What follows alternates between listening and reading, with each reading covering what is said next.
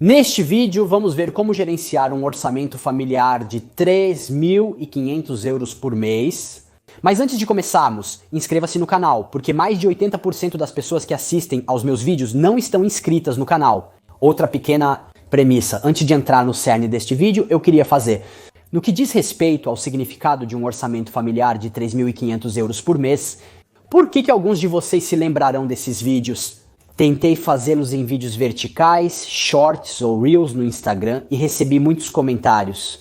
Muitos deles. Não vou dizer o que eles escreveram, porque obviamente não se pode explicar tudo corretamente em um minuto. E eu disse que faria em vídeos longos como esses no YouTube. E aqui estou eu fazendo isso. Deixem-me saber nos comentários se curtem este formato, pois gostaria de usá-lo em muitos outros. Orçamento, ou até para salários de solteiros, ou apenas de casais, deixem-me saber nos comentários o que vocês gostariam de ver com este tipo de vídeo.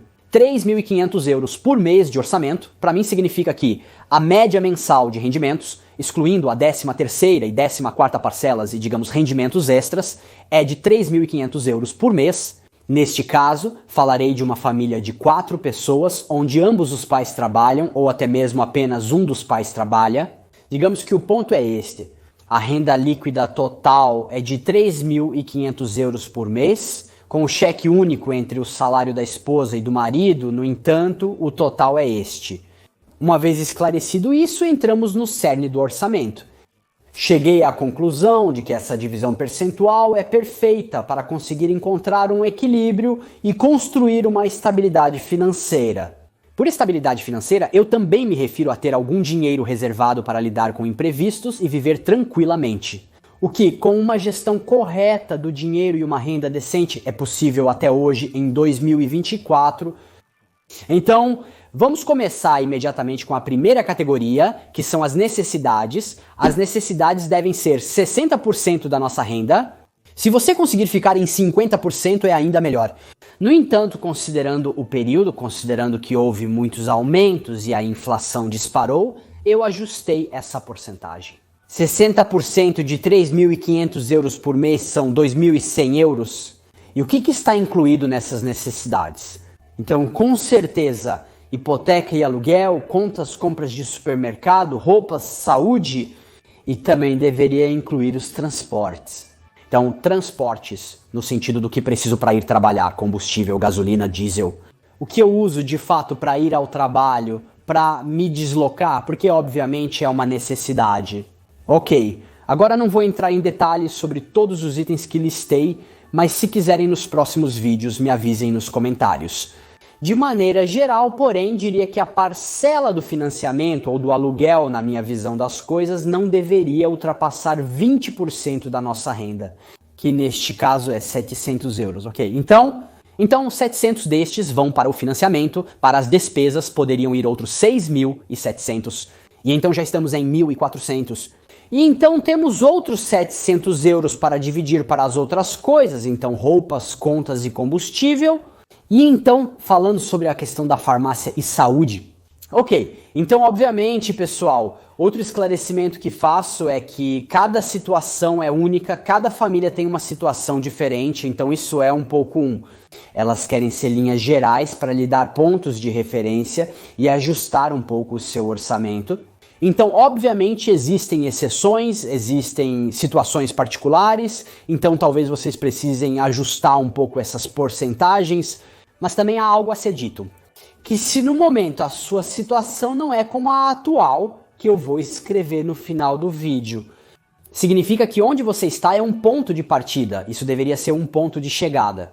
Então você pode trabalhar para aprimorar, organizar suas saídas para se aproximar dessas porcentagens. Rapazes, lembro-lhes que recentemente abri a seção de assinantes do meu canal, onde farei 2 lives por mês, onde haverá sessões de perguntas e respostas. Falaremos sobre orçamento, falaremos sobre gestão do orçamento familiar, haverá a análise de orçamento, que é um formato que faço habitualmente no canal. Em outras palavras, rapazes, esta é uma maneira de ter um contato mais direto comigo, porque eu digo sinceramente, eu não consigo mais acompanhar todos os comentários nos vídeos, as mensagens que vocês me escrevem no Instagram ou por e-mail. Então, se vocês querem um contato mais direto comigo para me fazer perguntas, a seção assinantes é o lugar perfeito para isso. Segunda categoria, o lazer. Então eu a coloquei em segundo lugar, quando deveria ser a terceira, apenas para seguir em ordem decrescente com as porcentagens. Porque logo após as necessidades, na minha maneira de ver as coisas, vem a economia, mas chegaremos lá em breve. Então, no que diz respeito ao lazer, podemos destinar 20% de nossas receitas, que, neste caso, são 700 euros por mês, nos 700 euros por mês, ele também incluiu o esporte dos garotos. Agora, eu sei muito bem que existem esportes que custam menos, que custam mais, mas podemos dizer que uma coisa na norma, com 300 a 350 euros por ano por filho, deveríamos nos virar. Sempre levando em conta que em 12 meses, 700 euros por 12, estamos falando de 8.400 euros por ano. Para o lazer, então, o esporte está incluído, também podemos ter passeios, não sei com a família, se de fato saímos, vamos visitar, fazer algo, restaurantes e delivery e tudo que diz respeito à diversão no lazer.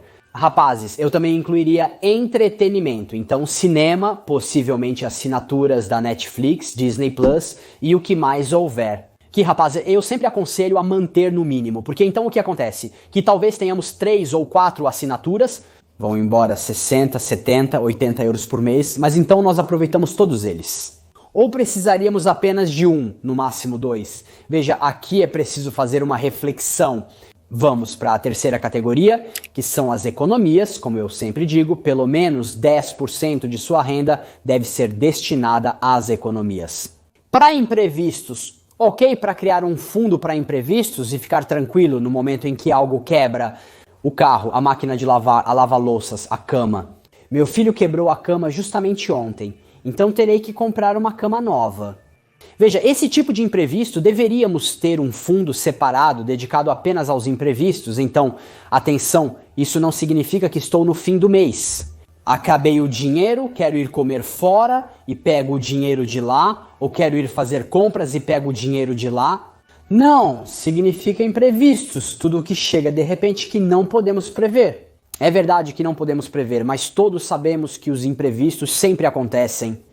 Então por que não criar uma conta apenas para isso? Na conta de imprevistos ou emergências, como eu costumo dizer, vocês já sabem, deve ser uma conta separada. E então, onde vou colocar esse dinheiro à medida que justamente todo mês eu guardo, neste caso, 350 euros por mês, para a minha maneira de ver as coisas, vocês têm duas opções, ou mantêm uma conta separada, uma conta corrente normal, onde, no entanto, não devem ter fácil acesso, ou seja, não devem ter o cartão de débito desta conta. Porque caso contrário, especialmente se vocês são um pouco gastadores, para qualquer bobagem mínima, vão acabar recorrendo a essa conta. Portanto, vocês podem manter o dinheiro em uma conta separada. O importante, pessoal, é que vocês criem um fundo de emergência que cubra de 3 a 6 meses de despesas. Isso porque ter um fundo de emergência lhes dá um certo grau de liberdade.